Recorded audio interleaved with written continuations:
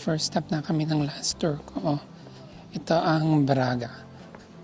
Masabi ng tour guide namin, ito daw yung parang little Rome ng Portugal. Marami raw mga chapels dito, mga 100 something, 100 plus. That's one of them. Yung maliit na hindi pwedeng pumasok. Pasok tayo dito sa church. Dasal tayo.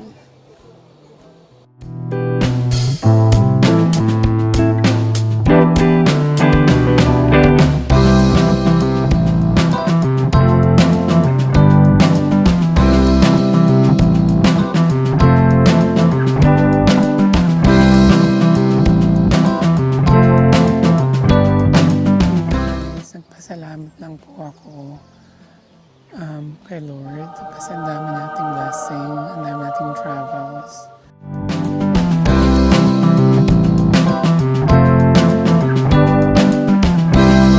Ito yung Instagrammable spot dito, which is yung 300 steps nila. I think 300 plus steps. Sabi ng tour guide namin, yung mga gusto rin na exercise, lagi daw itong ginagamit. Sabi nila, it takes half an hour to go down, half an hour to go up. Wow!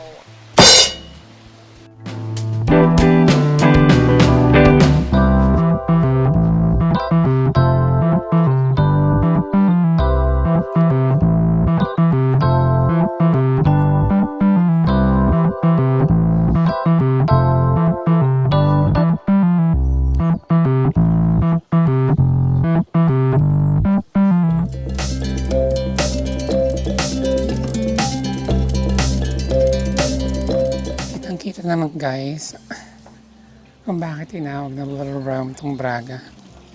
Ang ganda. Kasi Wow! nandito na naman tayo sa Akat Panaog. Ang dami ng parang stations ang dadaan ng parang pilgrimage. Small chapels, ganun. Tingnan natin to.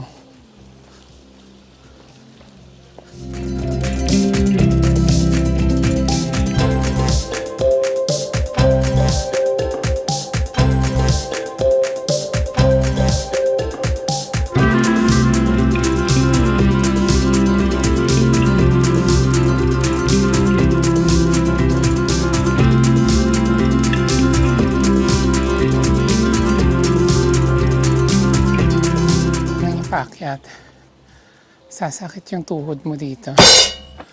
Kaya kung may arthritis ka or gout, wag na po. Teka lang be, pahinga lang muna tayo. So time check, 9:30 na. Call time is 9:40. Yun lang yung mahirap dito sa tours. Gahol ka sa oras. Kaya, kailangan ka mabilis mag-picture, mag-video, lahat na reels, FB live, TikTok live, lahat na i-live nyo. Nasaan ba yung tubo? Ano naman yung garden nila.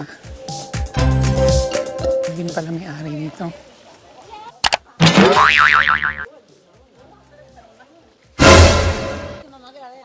Yun na yun guys. Next stop is Guimaras. Sa Pilipinas pala punta ko. Lilipad yung kotse namin. Sa Guimaras. 5 minutes na lang po. Buzzer beater na naman tayo.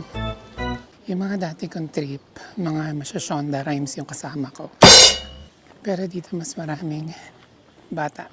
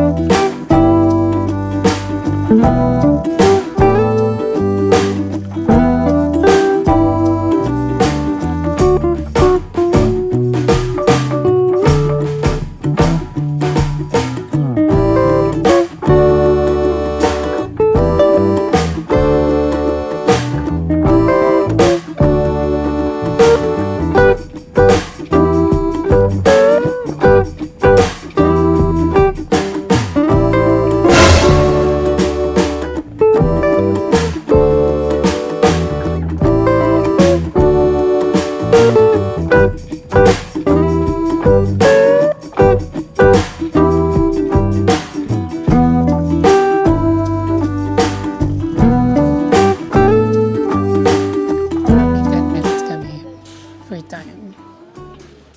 Pupuntahan natin yung castle. Sweet naman nila.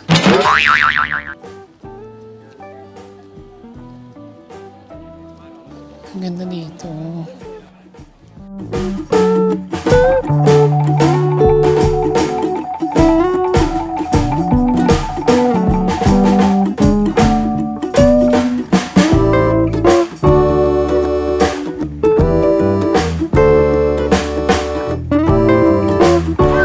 Ito yung city hall nila. Sabi niya, the best example of Baroque architecture daw. Parang ako magiging Baroque na din ako. Travel. Gusto niya yun, Baroque, bro.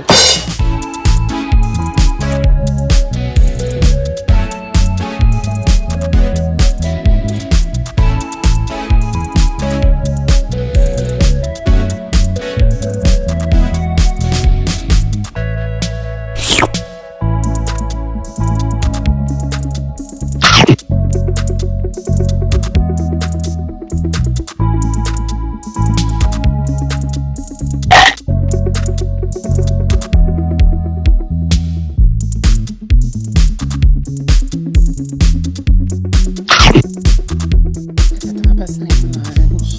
Nirecommend siya ng tour guide namin. Kaya lang, for 10 euros. Kaya ko ng soup na matabang.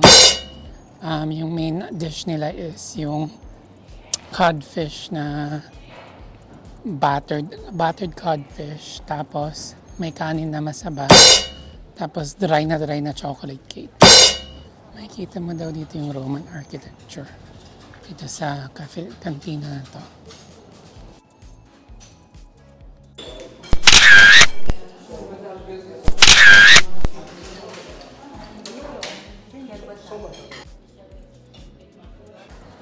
Bumili tayo ng inumin. May gatas tong gin-order ko, so good luck sa atin. Good luck na good luck. Ito pa yung isang restaurant na merong hindi nyo makita. Pero meron daw sa loob na Roman chucho. Hindi tayo makapasok kasi fechado pa sila.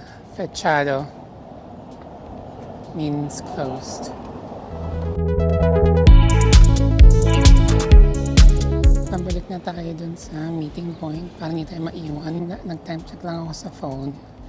1:20 na. Meetup is 1:30. So masyado akong maaga. So maglilibot-libot muna tayo.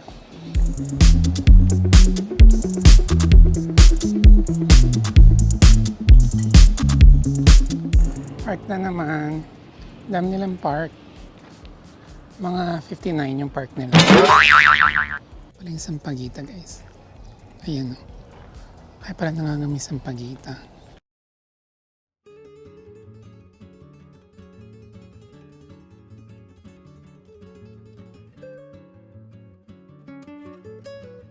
tayo, guys. Nasa Guimaras na tayo. Guimaras.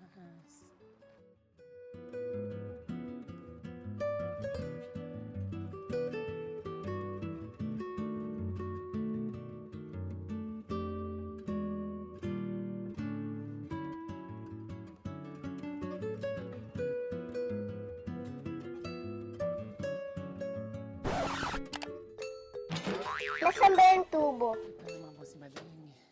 Ito naman. Ito naman po.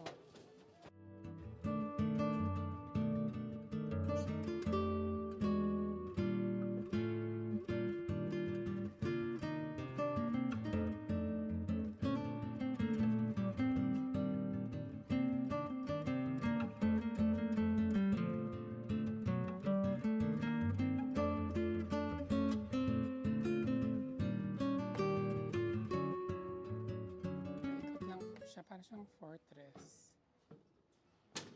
Itong Guimaras Castle. Paikot lang po. Para ka nagpro-precision.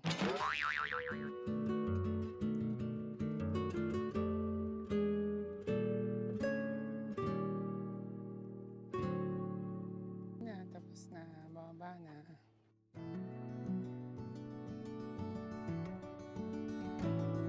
Ito po yung Guimaras Castle. Yung nasa likod ko is church ni San Miguel. Inuman na. Inuman na.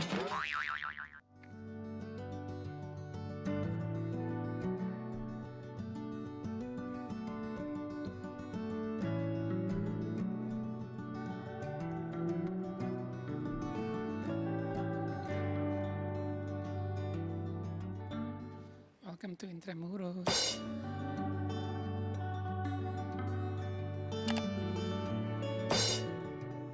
Nasaan ba yung tubo?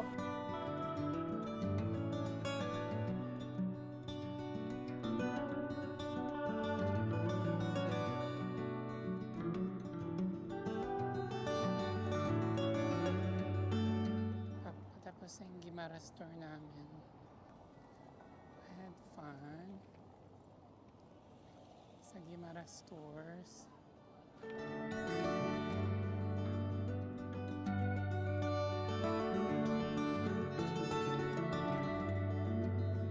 Ano naman guys, akit na naman tayo. Bakbakan sa akyatan.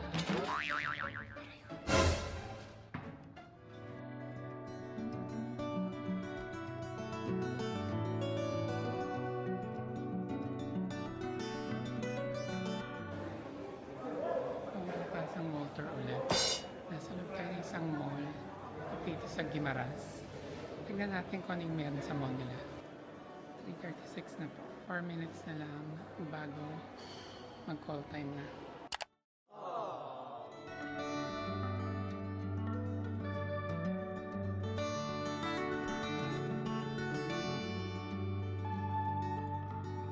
Yun na guys, pauwi na kami ng Porto.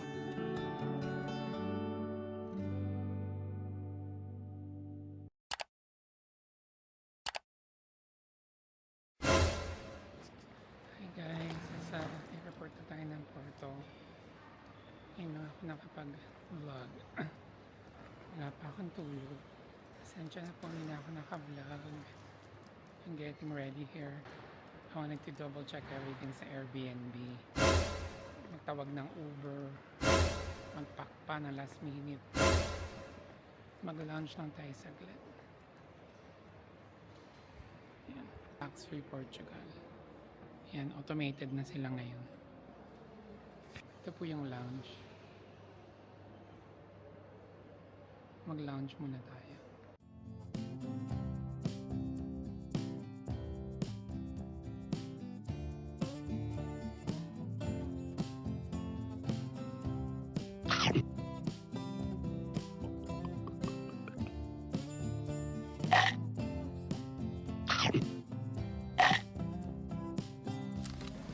Comfort na tayo guys.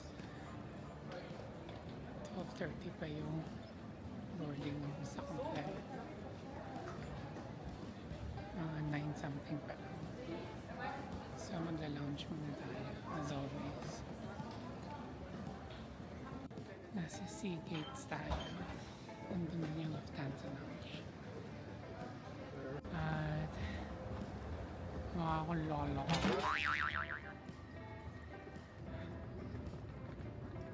Pagoda. Can't wait to see my kids. Can't wait to go home.